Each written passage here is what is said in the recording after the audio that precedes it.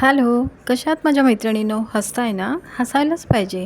कारण आपण हसलो की आपलं घरसुद्धा हसतं-खेळतं आनंदी वास्तू बनतं आणि यामुळेच आई लक्ष्मी आणि आई अन्नपूर्णा यांचा आपल्या वास्तूमध्ये अखंड वास राहतो. बरोबर ना? पटतंय ना तुम्हाला? तर सखी आज ना मी तुमच्यासाठी जे समोर दिसतंय ना, ते आहेत पौष्टिक लाडू आणि खरंच ते अतिशय म्हणजे अतिशय पौष्टिक लाडू आहेत. कारण मला वाटतं 30 ते 35 जिन्नस यामध्ये असतील आणि त्यामुळे ते एवढे पौष्टिक झाले असतील. आता तुम्ही म्हणाल एवढे? तर मी तुम्हाला सांगते बघा हां. म्हणजे मला जितके आठवतील ना तितके मात्र मी नक्की सांगेन. कुठेतरी कमी जास्त होऊ शकतं. तेवढी चूक जरा पोटात घालून घ्यावी, ही विनंती तुम्हाला. तर आता मी सांगते तुम्हाला बरं का, ऐका हां. मूग डाळ आहे, चणा डाळ आहे, उडीद डाळ, त्याच्यानंतर आपली तूर डाळ, थोडी मसूर डाळ आहे आणि त्याच्यानंतर नाचणी, ज्वारी, बाजरी, कुळीथ, सोयाबीन आणि राजमा हे सगळं आहे. ह्या सगळ्याचं व्यवस्थित आपण सगळ्यांना रोस्टेड म्हणजे भाजून घ्यायचं आहे आणि मग त्याचं पीठ बनवून आणायचं आहे आणि त्यानंतर मग आपल्याला त्याच्यामध्ये ड्रायफ्रूट्स म्हणून काय काय मी घातलं तेही तुम्हाला सांगते. काजू आहे, बदाम आहे, पिस्ता आहे, काळे तीळ, सफेद तीळ, त्याच्यानंतर आपले काळे मनुका, सफेद मनुका, खजूर, खारीक, अंजीर, अक्रोड, जर्दाळू, भोपळ्याची बी, मगज बी, सूर्यफूल बी, त्याच्यानंतर मग हालीमाला, अळशी आली, खसखस आली, मेथी, मखाना, आपलं चिया आलं, त्याच्यानंतर मग आपलं खोबरं, सुकं खोबरं आलं, त्याच्यानंतर गुलाबाच्या पाकळ्या, राजगिरा आणि डिंक सोबत मग ह्या सगळ्याला आपल्याला भाजण्यासाठी लागतो ते आपल्याला तूप लागतं. मग ते तूपसुद्धा आलं आणि ह्या सगळ्या गोष्टींचा वापर आणि मग थोडासा सुगंध त्यातला वाढावा ह्यासाठी आपण वेलची आणि जायफळचा सुद्धा वापर करतो.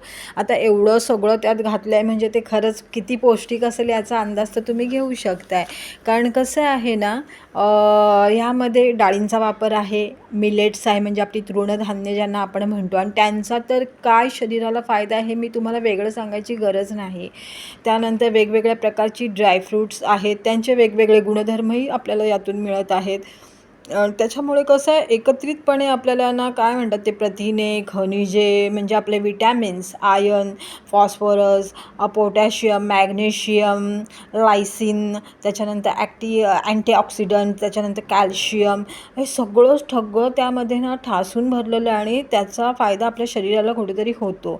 म्हणजे म्हणायचं झालं तर ना केसाच्या टोकापासून पायाच्या नखापर्यंत पोषण देणारा हा असा लाडू आहे. सकाळच्या वेळी तुम्हाला आवडत असेल तर तुम्ही दुधाबरोबर घेऊ शकता किंवा चहाबरोबर घेऊ शकता किंवा मग नुसताही खाऊ शकता. असा हा लाडू आहे. म्हणजे एक लाडू जरी तुम्ही खाला ना तरी त्याच्यापासून वेगवेगळ्या प्रकारचे फक्त आणि फक्त आपल्याला फायदेच उचलायचे आहेत. अगदी लहान मुलांपासून ना वयोवृद्ध माणसांपर्यंत सर्वांना लाभकारी असे हे लाडू आहेत.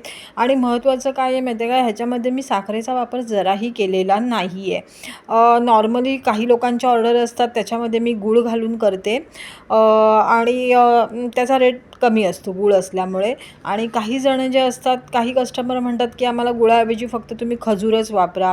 तर काही जणांचं म्हणणं असतं की तुम्ही खजूर, खारीक आणि मनुका दोन्ही प्रकारचे, त्याच्यानंतर जर्दाळू येतं ते आणि अंजीर ह्यामध्ये त्यांना तयार करा. कारण आम्हाला अतिशय पौष्टिक असं काहीतरी हवं आहे. आणि मग ते अशा प्रकारे जेव्हा बिना गुळाचं किंवा बिना साखरेचं जेव्हा आम्ही तयार करतो ना, तेव्हा हा लाडू जो आहे ना तो डायबिटीसवाले वगैरे त्यांनासुद्धा खाता येणार आहे. कारण आपण ते जे वापरतो आहे ना त्याच्यामध्ये जिन्नस ते नॅचरली आहेत आणि नॅचरली पदार्थाने शरीराला कोणतेही हानी पोचत नाही, जरी तो गोड असला तरीही. फक्त कसं असतं प्रमाणात खायचं असतं. म्हणून मी प्रत्येक लाडूचं एक प्रमाण ठरवलेलं आहे की अतिसेवन करणंही चांगलं नसतं. पौष्टिक म्हणून अतिसेवनही चांगलं नाही. त्यामुळे हे लिमिटेडच खायला पाहिजे. त्यामुळे त्याचं काही ग्रॅममध्येच आम्ही ते तयार करतो. आणि सांगायची गोष्ट म्हणजे जेव्हा गूळ किंवा मग हे वेगळ्या प्रकारच्या ड्रायफ्रूट्सचा वापर करून जेव्हा आम्ही लाडू बनवतो तेव्हा त्या दोन्ही लाडूंच्या किमतींमध्ये ना तसा बऱ्यापैकी फरक येतो. पण कस्टमरना ते मान्य असतं त्यामुळे काही प्रॉब्लेम होतच नाही आम्हाला. कारण त्यांनी जसं सांगितलं तसं आम्हाला द्यावं लागतं. आणि आता पुढच्या काही काळात आहे ना हे लाडू मी तुमच्या सेवेत ऑनलाईन दाखल करेनच.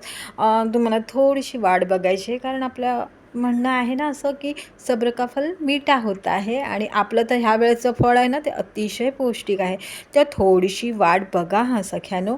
आणि हो, तुम्हाला नक्की ऑर्डर करायचं आहे. ह्यासाठी तुम्हाला नक्की ऑर्डर करायचं आहे, कारण मला वाटतं की माझ्या सखींच्या घरातली सगळी माणसं अशी स्ट्रॉंग झाली पाहिजे.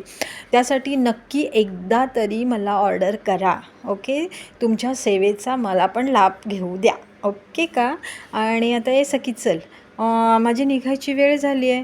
हो, पण आपण उद्या नक्की भेटू. तोपर्यंत स्वतःची काळजी घ्या, हसत राहा. Have a good day. Bye.